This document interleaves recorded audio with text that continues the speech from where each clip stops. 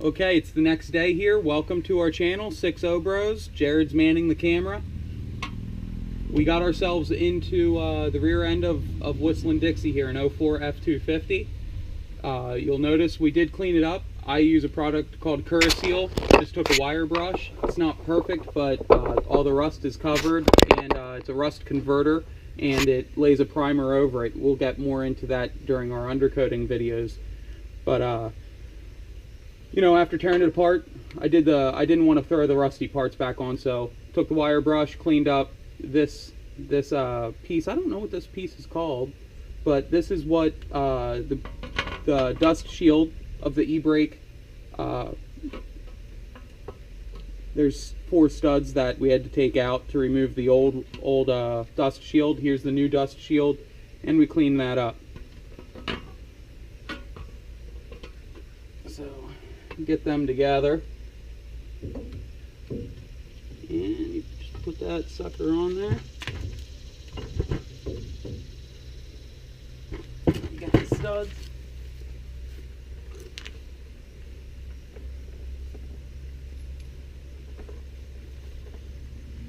You guys can't see this, it's off camera, but he has a tool cart that actually has everything he needs on it. I wouldn't say everything. Don't set me up for failure. It is Josh. That's a little hurtful.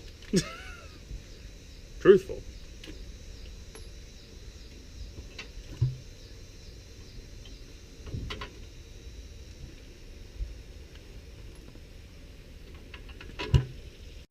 Okay, so we got our 4 studs in. Next, the dust shield came with 2 of these little rubber things. The little guy goes in the bottom. And the top one is the big coil one. Small side first. You really can't mess that up anyway. Only goes in one way. Then you got this guy, who may have been locked up on you, and after numerous squirts of PB Blaster and greasing it up, you've now broke it. Well, he's going to work on the other side. Here's a picture of this, and basically all we did is he took a screwdriver and pressed down on it here, and then I just held it from the back, so he had 2 hands. 2 people makes it a lot easier to do this. You can do it with 1, but 2 makes it a little nicer. A little bit more. So we'll be back once we get this other side in. So we got both pins done here. We got the rear, the spring that sits in behind it, and we got the adjuster bolt here underneath. And then you got your long skinny spring and your short skinny spring. The shorter one of the 2 goes to the bottom. You know, if you've messed with these springs a few times, you really develop quite the hatred of them. You know, after they cut you enough times and you feel like a fool taking them in and out. I gotta say, I really feel like you've come into your own on these. I appreciate that, Jared. I do. I've watched you do a similar job more than once or twice. He doesn't like constructive criticism in these moments, for the record. It's just not a thing he's a fan of. All right, and then you got your long skinny one. Now, something that you don't see on many videos is you see the clips are on the top here. Put them at the bottom, and you want this spring to be as high up over top of the spring, on top of the spring that goes in the back, and that's so it does not interfere with the hub assembly that you're going to put on afterwards.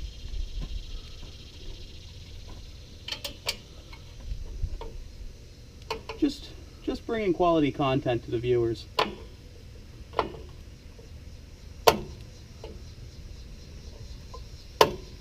Hashtag YouTubing. We're not hashtagging that. Okay.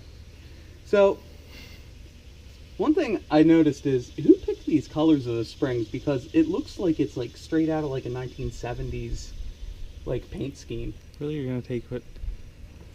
Whatever. Alright, so time for the e-brake cable. If you remember last night, we zip tied this to give us more room. And that spring kind of sits when it's already stretching the zip ties. But you pull that spring and you have just bare cable. And this collar there in the back here, you're going to have to slip this right through it, and then it's going to snap in here because these little pieces flare out, so it won't be able to go anywhere. You have to squeeze this down with channel locks and just fight with it to pull it out, and then pull the spring back and the cable releases. It's not going to make much sense with me telling you, but maybe it'll help if I show you how I install this. So if you want to bring the camera back here, Jared. Take two. So first off, this goes in this hole. So you take that little hook, wiggle it in there, it's in. Then you're gonna pull this cable so it's just bare cable, and it goes through that collar. Once you're in that collar, you're just gonna shove this metal piece through that hole, and it's gonna kind of, I don't know if you're gonna hear it, but it's gonna clip after it gets past those flares. All right, didn't make a clear noise, but now it's stuck in there. I'd need to clamp down on that to relieve the flare, to bring the flares in if I wanted to pull it out. So now we're in, we just got to cut the zip ties off, and that spring's going to go back.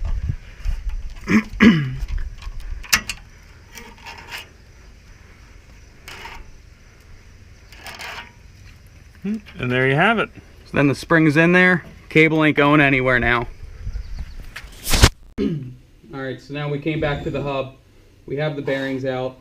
I think they're called the razors or R-I-S-E-R or something that goes on top of the bearings. I'm not replacing them, however I bought them. Mine look brand spanking new. They don't have any wear patterns on or anything. I don't feel like prying them out. So, if you're going to do this job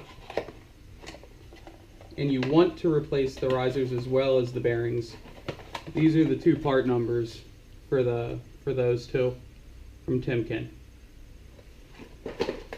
What I am replacing is the two sets of bearings, the inner and outer, and those are the part numbers for the new bearings. That should be good.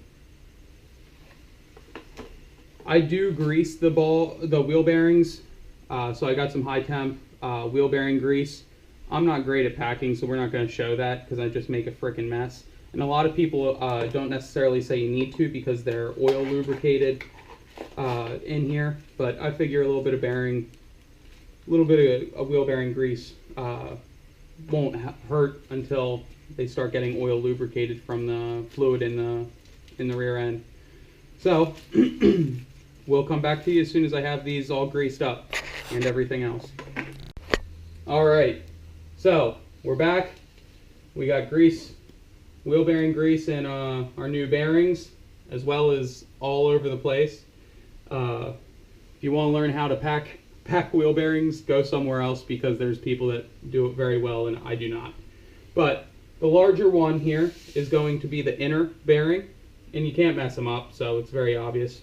So the cone down into the hub, and then on top of that, clean this up a little bit.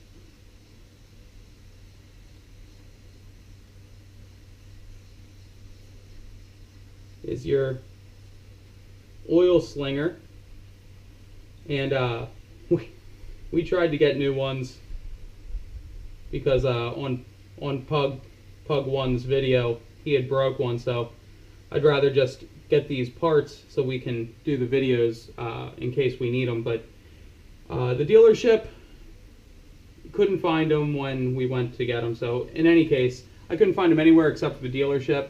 Very cheap at the dealership, but we can reuse these because they didn't break. It's got these little fins, 4 little fins or teeth on there. They're going to go down onto the bearing. So we put the bearing on, and now the oil slinger, and that's just going to sling some oil into the bearings, is I guess the idea behind that.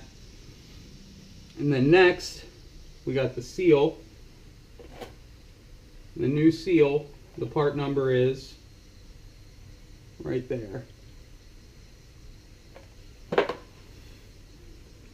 This went in real nice for me on the driver's side, but rather than fight with it, I'm just going to throw a little bit of grease in there. Because I was a little surprised how easy it goes in.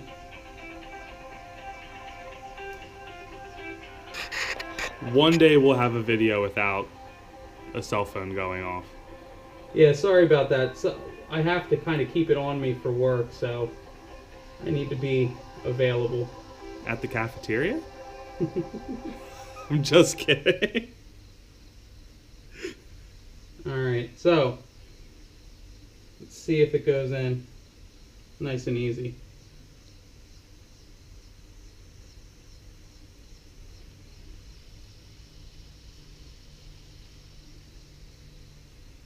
Alright. Like a glove. And then we'll do the outer bearings after we go and put this on the truck. See the transmission fluid? Mm-hmm. Okay, so we're going to put the hub on. Synthetic gear lubricant LS is what I'm using. It's 75W140 is what goes back here. And at this point, before I put it on, I just kind of have it on the axle so I can get this in the valley.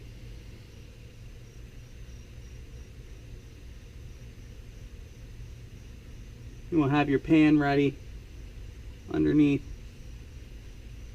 your oil pan to catch any that falls out, because it will fall out. Alright, so now we're getting the overflow. I'm going to take the wheel bearing, the outer wheel bearing, kind of seat that. Put this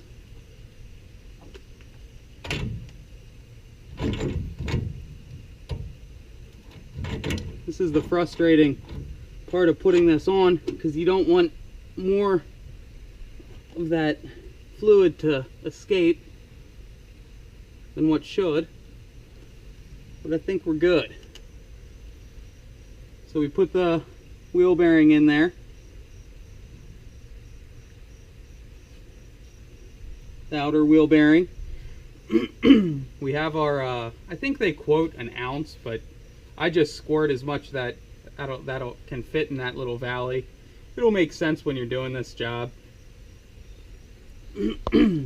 Next we have this retaining nut, and it has this little nipple here that needs to be oriented to the front, and you'll see that on the axle shaft.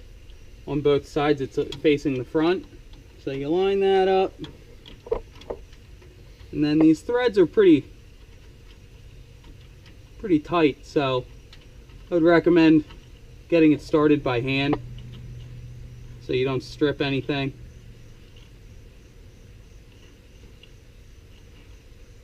And again, you want to tighten this to 60 foot-pounds. Jared, what is it? 60 foot-pounds, and for new bearings, back it off 5 clicks. Since we're using new bearings, we're going to back it off 5. And then for old bearings, you'll back it off 7. I want you to be spinning this as you tighten it.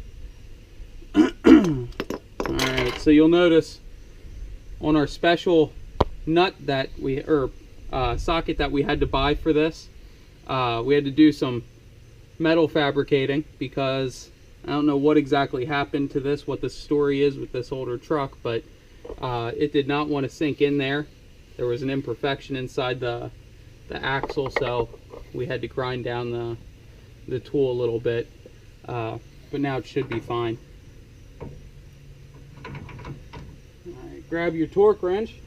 Underneath the plastic. Got this one set. This is the first time I'm using this. It's just a Pittsburgh torque wrench, but it's pretty sweet actually. looks like a decent build, and it goes by 10 foot-pounds at a time. So we have it set to 60. We'll see. Didn't you replace the battery in this? Yeah, is it dead again?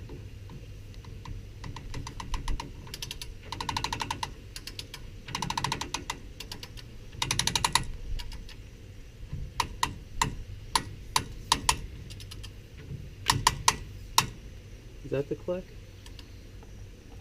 Did you?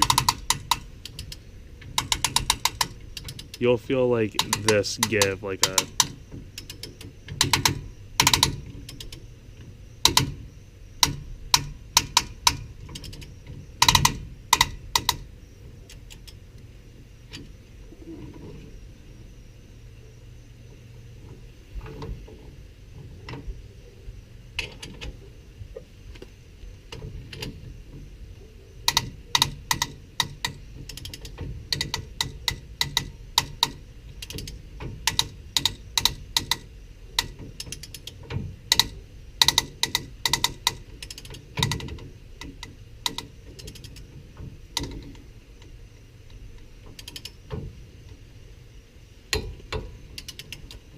Alright, so we're at 60 foot-pounds. Now listen for the clicks. 1,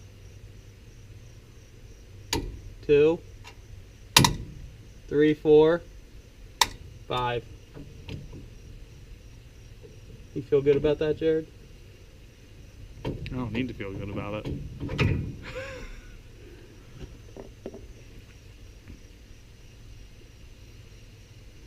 About like 4.5 threads showing, if you're interested.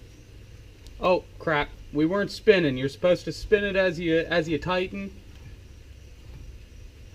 We're spinning it now. Close enough.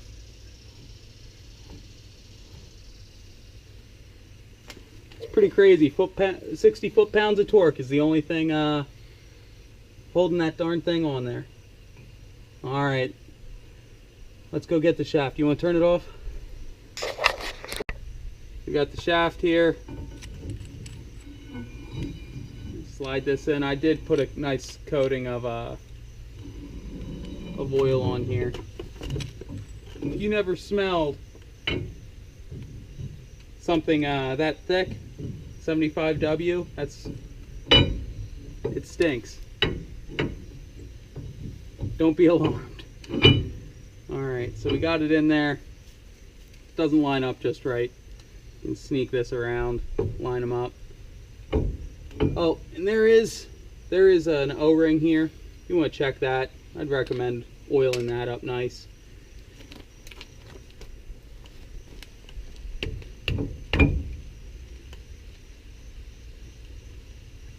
Now I'm going to go grab the bolts and my Loctite. Put some more Loctite on that before we tighten up the axle. Alright, so I'm going to place the Loctite on the middle couple of threads. Get them started.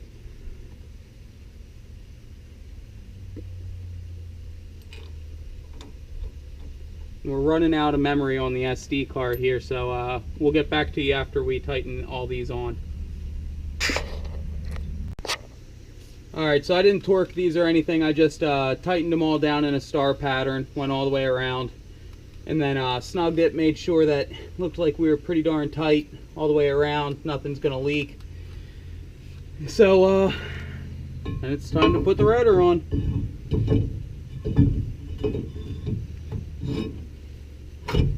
The only thing I didn't replace that I considered was the rotors and pads, because they're really new even though they don't look like it.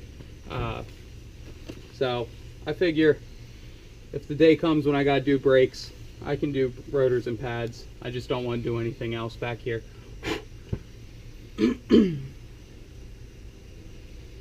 We did splurge for new calipers, just because it's been our experience and so many others with these trucks that they go bad. So we're gonna put the new ones on here.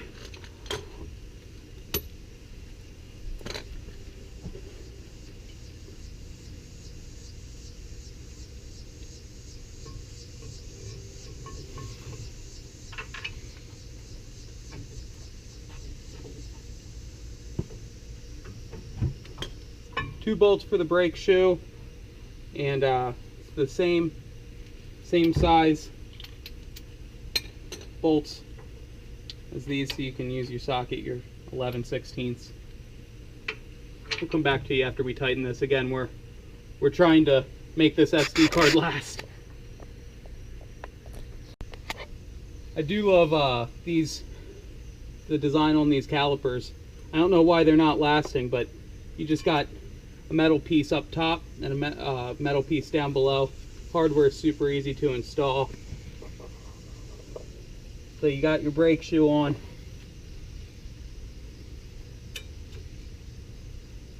Put your new hardware on.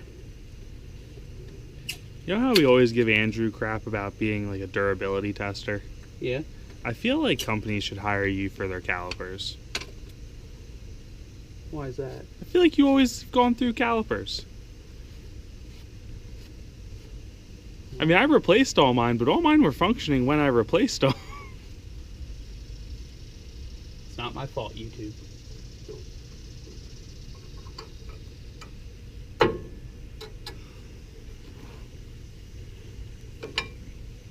Again, we are reusing the brake pads. Got a lot of pad left. I just couldn't bring myself to replacing them right now.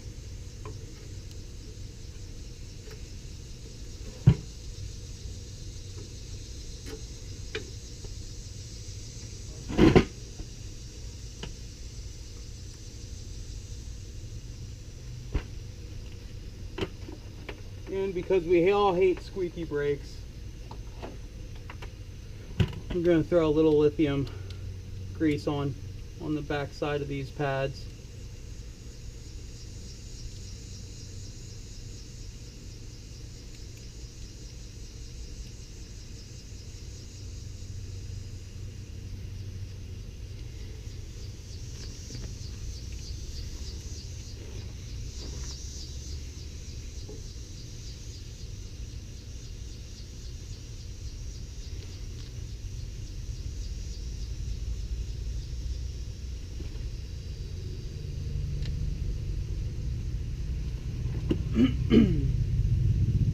Then you got your caliper.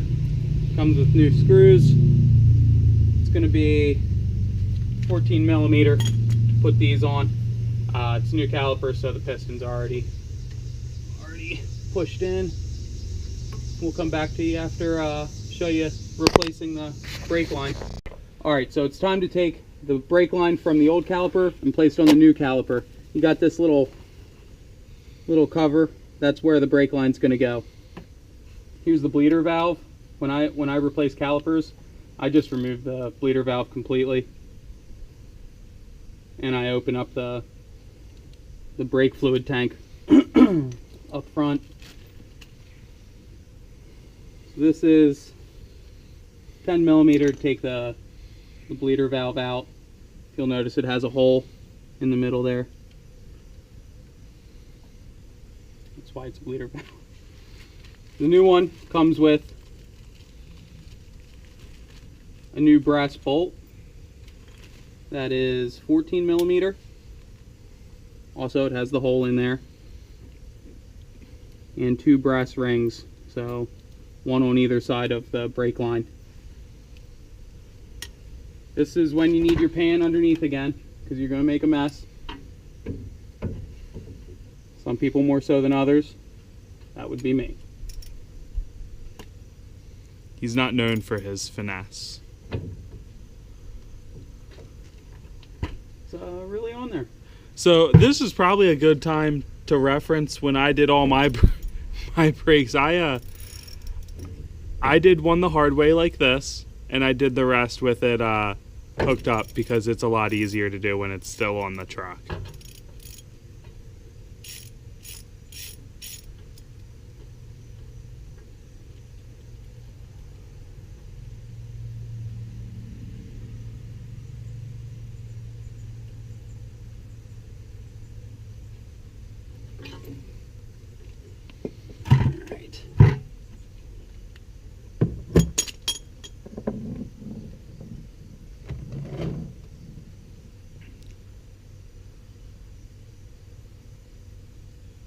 Just peeling the cura seal before it dries so that that brass ring has a nice home to sit in. You're not supposed to reuse these brass rings once they're imprinted. They don't recommend reusing them.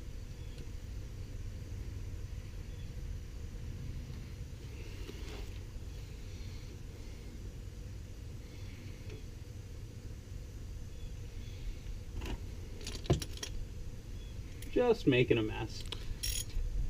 Yeah, so just a heads up, you definitely want to clean this up. Don't leave brake fluid lying around on stuff.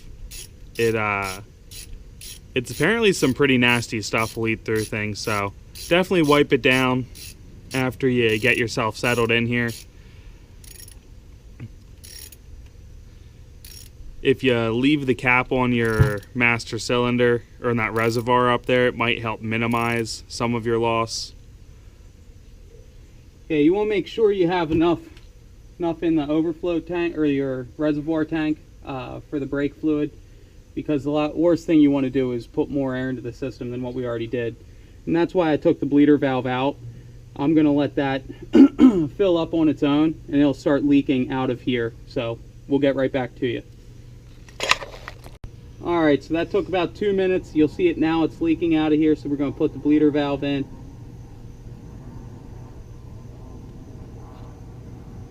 Stop that. We'll clean this up a bit and then bleed the brakes. You're ready to throw your tire back on. We'll get back to you, let you know. Well, let's just end this vehicle, let's just end this video here, and we'll get back to you in the next video about her first trip, her maiden voyage, since being off the road for a few months. If you guys are looking for a good video on how to bleed your brakes, Chris Fix does a great video. That's who I used when I did my first brake job. So please don't forget to like and subscribe and comment below.